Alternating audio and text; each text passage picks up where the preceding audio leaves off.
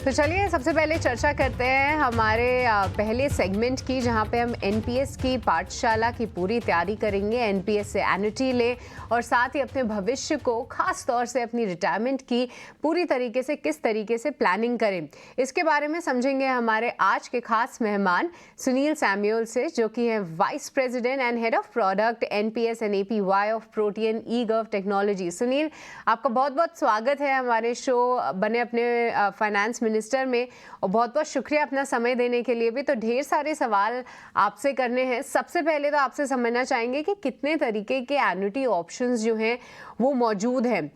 NPS scheme के अंतर्गत कौन से ऐसे एन्युटी ऑप्शंस हैं जहां पे हम नजर बना सकते हैं? Thank you for inviting me to the show.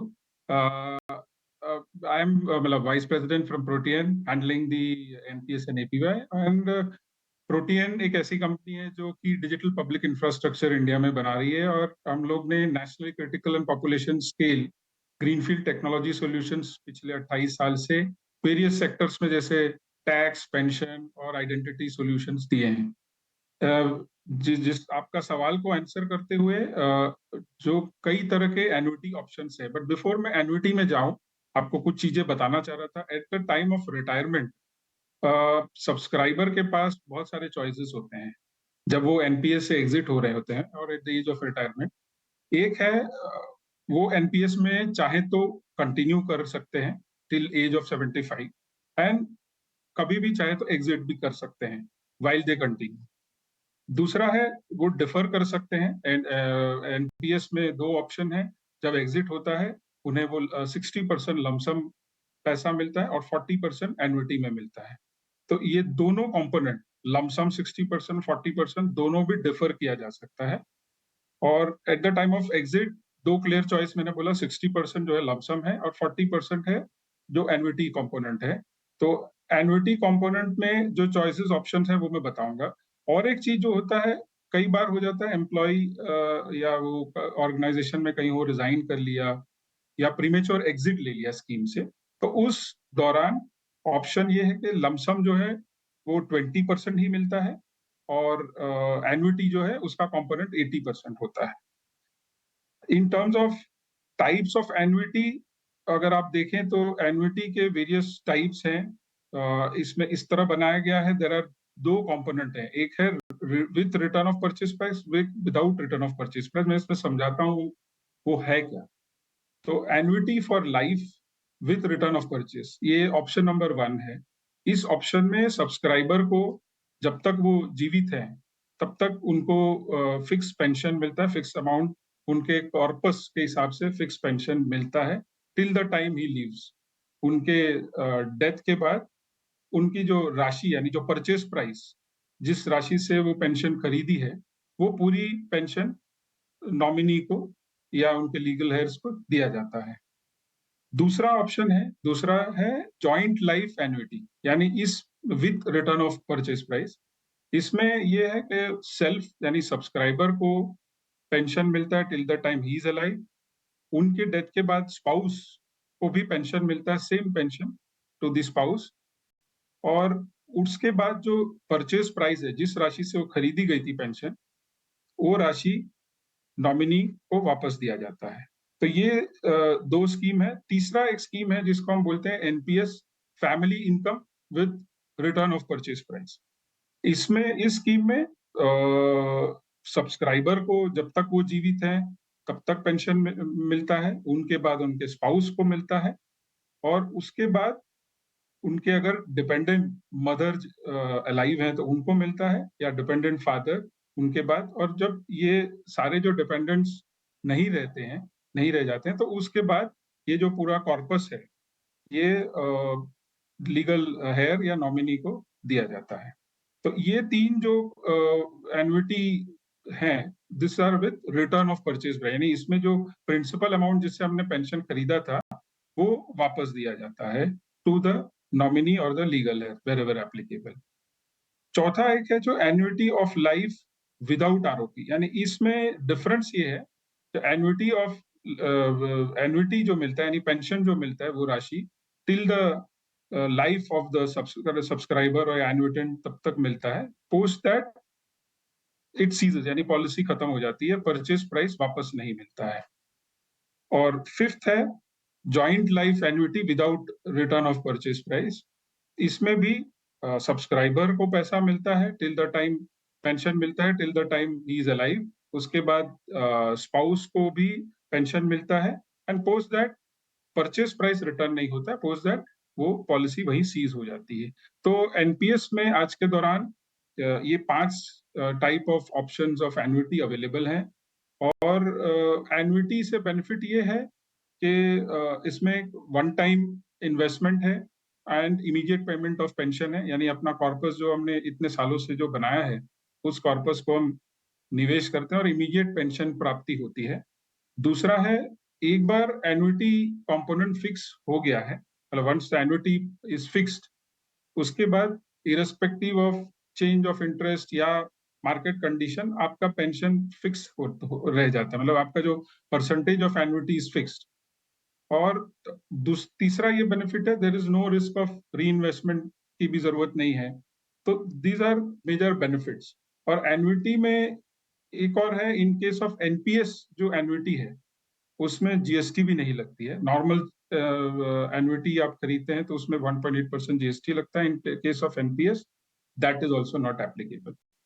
So NPS में ये बेनिफिट जरूर है कि सब्सक्राइबर ये सारे एन्युटी ऑप्शंस को अवेल कर सकते हैं, और जो मंथली पे आउट है वो कितना होगा, किस तरीके से उसको मैनुअल मंथली चाहिए, क्वार्टरली चाहिए, एनुअली, वो भी स्पेसिफाई कर सकते हैं। उस बेसिस पे उन्हें एन्युटी कंपोनेंट प्राप्त होती है।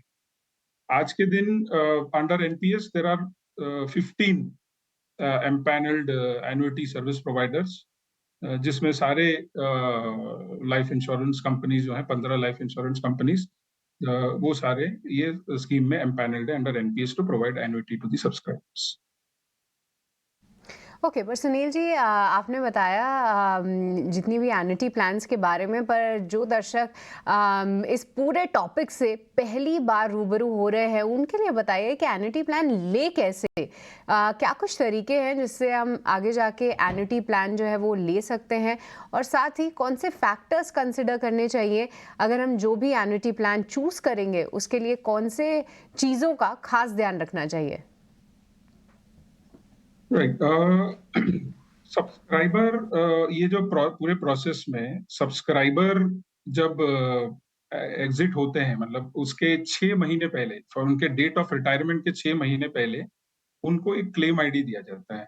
That claim ID is the first step जो हम एग्जिट के प्रोसेस में यूज करते हैं। तो क्लेम आईडी से द सब्सक्राइबर कैन, और ये क्लेम आईडी के साथ जो as a CRA we send a list of documents, ताकि उनको ये ज्ञान, मतलब उनको ये अवेयरनेस दिया जाए कि क्या क्या काइंड ऑफ स्कीम्स हैं और क्या इसमें आपको ऑप्शंस अवेलेबल हैं।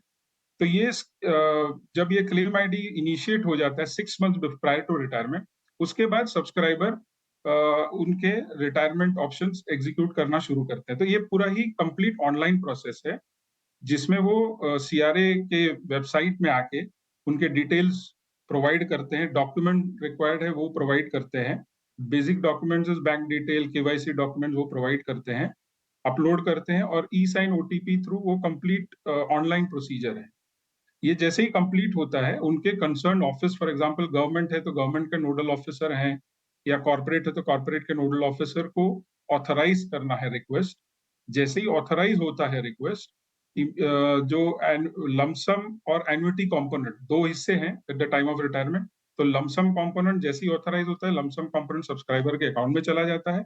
एन्युटी कंपोनेंट में तो सब्सक्राइबर जो है उसी while filling up the exit form, उनके पास ये सारे ऑप्शंस उनको दिखते हैं कि कितने एन्युटी सर्विस प्रोवाइडर्स हैं, उनके जो बची हुई जो राशि है 40% की, उसके सामने कितना पेंशन प्राप्त हो सकता है। तो पूरा डिस्प्ले उनके सामने दिखता है। उस बेसिस पे they can select the best annuity service provider and best scheme, और उस बेसिस पे वो डिसीजन लेके ऑनलाइन वहां रिक्वेस्ट सबमिट करते हैं। और रिक्वेस्ट के बाद पोस्ट ऑथराइजेशन ये जो पैसा है एन्युटी सर्विस प्रोवाइडर को, ये इंटीमेशन चला जाता है एन्युटी सर्विस प्रोवाइडर्स को, ये 15 एन्युटी सर्विस प्रोवाइडर्स को, कि subscriber has approached you and you have to issue the policy. तो उसके बाद उनको पॉलिसी इशू हो जाती है and immediately the pension starts. तो दिस अ कंप्लीट जो है ये ऑनलाइन प्रोसेस है, जहाँ पे सब्सक्राइबर खुद आके एग्जिट रिक्वेस्ट सबमिट करके अपना पेंशन एन्युटी ऑप्शन सेलेक्ट करके they can avail the pension. तो ये एक सबसे आसान तरीका है। हमने एक एन्युटी कैलकुलेटर भी इसके लिए डेवलप किया है, सो दैट सब्सक्राइबर अगर चाहे वो एन्युटी कैलकुलेटर को एक्सेस करके खुद ही देख सकते हैं कि कितना वो पेंशन प्राप्त कर सकते हैं। इसके अलावा आपका जो दूसरा सवाल था कि क्या फैक्टर्स हैं जो एक सब्सक्राइबर को सोचना चाहिए एन्युटी सेलेक्ट करने से पहले। तो पहला ये है कि जो एन्युटी सर्विस प्रोवाइडर हैं, तो जैसे मैंने पहले भी बताया 15 एन्युटी सर्विस प्रोवाइडर्स हैं। तो 15 एन्युटी सर्विस प्रोवाइडर्स के अलग रेट्स हैं, एन्युटी रेट्स हैं, जो मैंने जैसे बताया वो एन्युटी कैलकुलेटर में डिस्प्ले होता है।